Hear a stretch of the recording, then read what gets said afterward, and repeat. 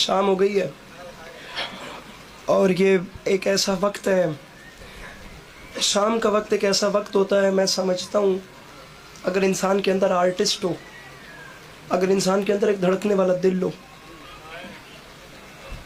دوسروں کا دکھ سمجھنے والا اس کے اندر اگر دل ہو، دوسروں کی تکلیف محسوس کرنے والا اگر دل ہو، اگر اس کے پاس منظر دیکھنے والی آنکھ ہو، لفظ سننے والی سماعت ہو، یہ وقت ایسا ہے جس وقت انسان دنیا کے جس مرضی کونے پہ اس کا دل اداس ہوتا ہے۔ شام کا وقت انسان کو اپنا گھر یاد آتا ہے، انسان گھر میں بھی ہو تو اس کا دل اداس ہو جاتا ہے، یہ وقت ایسا ہوتا ہے۔ میں شام کے وقت خدا جانتا ہے میں بڑے شکستہ دل سے میں دعا مانگ رہا ہوں، میرے مولا آپ سب کو کربلا بلائیں۔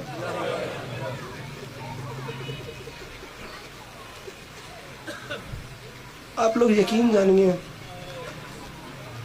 اس نے کہا تھا حسین مجھ کو معاف کرنا، میں زندہ آیا ہوں کربلا سے۔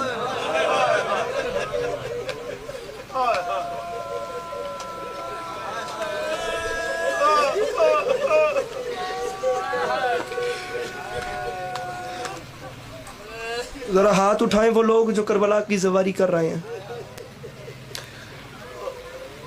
تقریباً 99% لوگ اس مجمع میں وہ ہیں جو کربلا نہیں گئے، 99% لوگ۔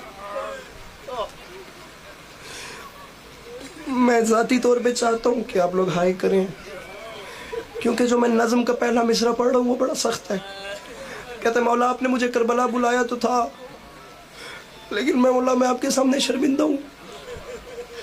مولا اس کی وجہ یہ ہے کہ عجب تھا اکبر کی لاش پر بھی جو میں نے اپنی دعائیں مانگی۔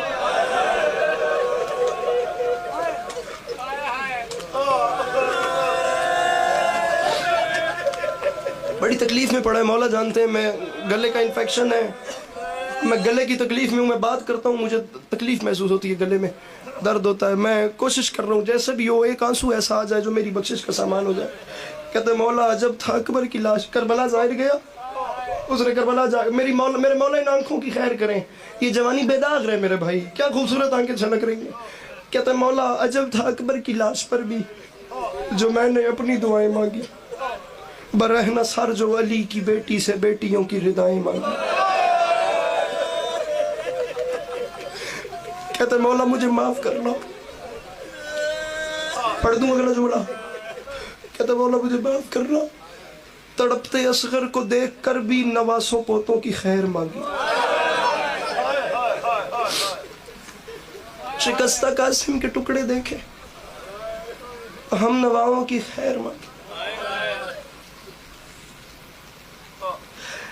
اس پورے مجمع میں ہے کوئی بندہ جو اتنی آئے کرے کہ کم از کم پڑھنے والے کا دل مطمئن ہو جائے کہ یہی حق بنتا تھا۔ کہتا ہے مولا مجھے معاف کرنا، مولا میں تیرے زخمی بدن سے ہٹ کر کیوں اپنی سوچوں میں گم کھڑا تھا، جہاں پہ کنبہ قبیلہ سارا زمین پہ بکھرا ہوا پڑا۔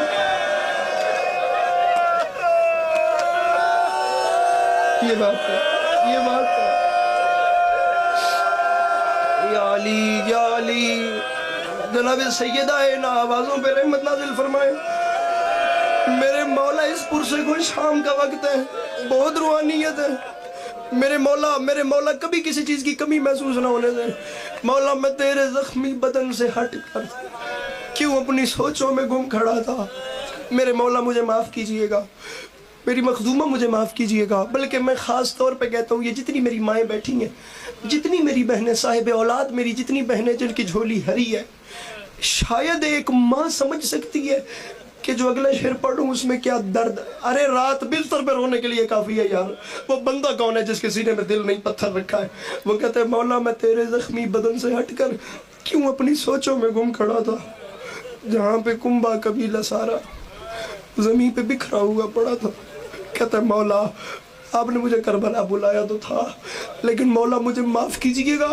مولا اس کی وجہ یہ ہے میں گنج شہداء کی بکھری لاشوں میں مولا میں گنجے شہدا کی بکھری لاشوں میں اپنے ہوش و حواس میں تھا، میں ٹھنڈا پانی بھی پی رہا تھا جہاں پہ اصغر بھی پیاس میں، جہاں پہ اصغر کے خون کو تو جبین اقدس پہ مل رہا تھا، جہاں پہ غازی کے ہاتھ لے کر تو دشمنوں میں بھی چپ کھڑا تھا، جہاں پہ قاتل نے ننھی دختر کے منہ پہ اتنے تماچے مارے، جلائے خیمے لگائے درے تڑپتی بچی کے در اتارے۔ میں تیرا مجرم ہوں میرے مالک، تو مجھ سے عاصی کو حر بنا دے، اے کربلا کے قدیم قادر تو مجھ کو پتھر سے در بنا دے، اے کربلا کے قدیم قادر تو مجھ سے عاصی کو حر بنا دے۔ میں تیرے قائم کی خیر مانگوں ہر ایک اپنی دعا سے پہلے، حسین مجھ کو معاف کرنا، میں زندہ آیا ہوں کربلا سے۔ میں نے یہ جملہ کیوں کہا ہے آپ ایک لمحے کے لیے بھائی جان سوچئے گا، زندہ آیا ہوں کربلا سے، بھائی سمجھ کے نہیں، بات اگر قیامت آمیز لگے تو میں نے پہلے کہا ہے زندہ آیا ہوں کربلا سے۔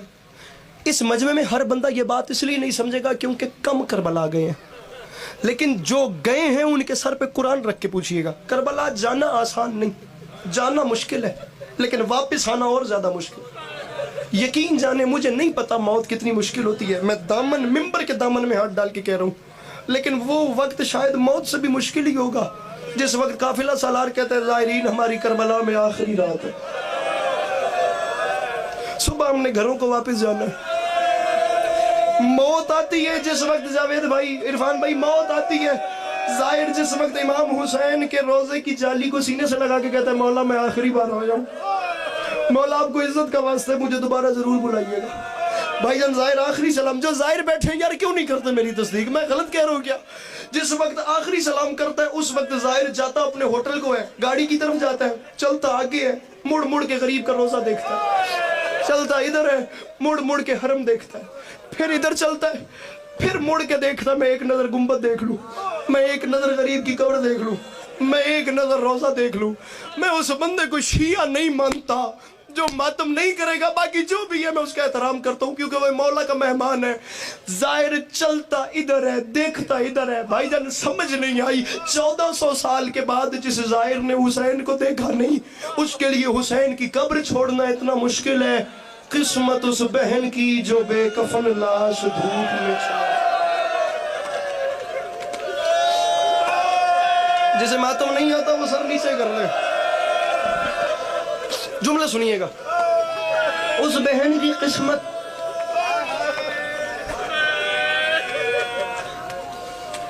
اپنے بھائی کا بے کفن لاشا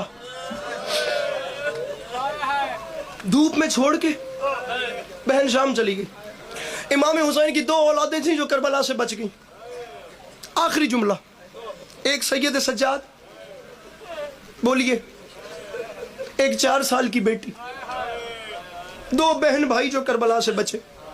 مجھے ایک سوال دونوں بہن بھائیوں کا سنانا، لیکن اس سے پہلے میاں جی اگر اس مجمع میں جانتا نہیں ہوں، کوئی سید بیٹھا ہے ابھی کھڑے ہو جائیں، بزرگ اگر کوئی سید ہے تو چلے جائیں وہاں جہاں اس کنارے پہ جہاں یہ مائیں بہنیں بیٹھی ہیں۔ سید بزرگ کوئی اٹھیں سفید ریچھ وہاں جا کے کھڑے ہوں، سر پہ قرآن رکھیں کسی بھی بہن کے۔ میں ابھی یہ بات میں صدقے جاواں، میں ثابت کر کے دینے کو تیار ہوں ابھی بھی ان مستورات میں کتنی ایسی بہنیں ہیں جو اپنے اندر یہ مان رکھ کے بیٹھی ہیں میں بے وارث نہیں، میرا بھائی میرے ساتھ ہے۔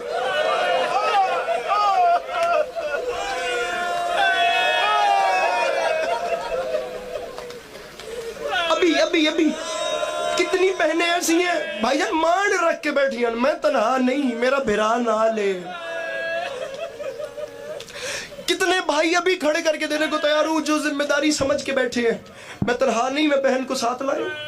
مجلس ختم ہونی ہے، میں نے فلاں جگہ پہ بائک گاڑی یا میں نے انتظار کرنا ہے، میری بہن نے چل کے اس پوائنٹ پہ جہاں پہ کہا ہے وہاں آ جانا ہے۔ میں نے جلد از جلد، باہر اندھیرا ہو گیا، مجھے بہن کو گھر پہنچانا ہے۔ हालात अच्छे नहीं है, बहन साथ है, मैंने बहन को जल्द अज जल्द घर पहुंचाना है। बीबी मुझे माफ कीजिएगा, मेरा अपने दिल पे काबू नहीं है, मैं जुमला पढ़ रहा हूँ, आपके अज़ादार जाने, जुमले की कीमत जाने। बहनें मान रख के बैठी हैं, भाई जिम्मेदारी समझ के बैठे हैं, मेरे साथ मेरी बहन है, रख मेरे सर पे कुरान। उलमाए मकातिल ने लिखा 1600 मील के सफर में बाबा के कातिल जब भी तमाचा मारते थे शिकायत नहीं करती थी, सज्जाद की जंजीर हिलाकर फकत इतना कहती थी, भैया हम घर कब जाएंगे, सज्जाद घर कब आएगा, भैया सफर खत्म। जिसे नहीं आता मातम वो सर नीचे कर ले, जो कर सकता है वो मातम करे, जो नहीं शर्मा रहा वो मातम करे। भैया घर कब जाएंगे, पढ़ दो जुमला, पढ़ दो जुमला, इजाजत देते हाय कर दो जुमला खा। मेरे भाई बड़े हौसले से सुनना। अब मैं आपकी इजाजत पे जुमला कह रहा हूं, कोई बंदा ऐसा ना हो जो समझ के हाय ना करे। बेटी तमाचा खा के कहती थी, सज्जाद मैं थक गई हूं, सज्जाद घर कब आएगा। इमाम ज़माना होकर जब बहन के सवाल का जवाब नहीं होता था, मेरे इमाम रोकर फरमाते थे, फूफी अम्मा, अम्मा दुआ मांग अब सज्जाद को मौत आ जाए।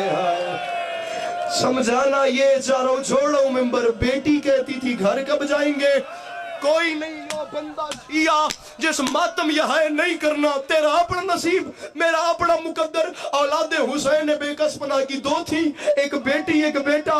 भाई जब बेटी कहती थी घर कब आएगा, बेटा कहता था मौत कब आएगी, रख मेरे सर पे कुरान। और जो मौत मांगता था वो मदीने वापस आ गया, और जो जीना चाहती थी वो शाम में, जो जीना चाहती थी वो शाम में मर गई, जो मोड़ मोड़ पे घर को याद करती थी वो परदेश में दफन। मौला अली अलैहिस्सलाम की दुखी बेटियां, आप लोगों के ये आंसू अपनी बारगाह में कबूल।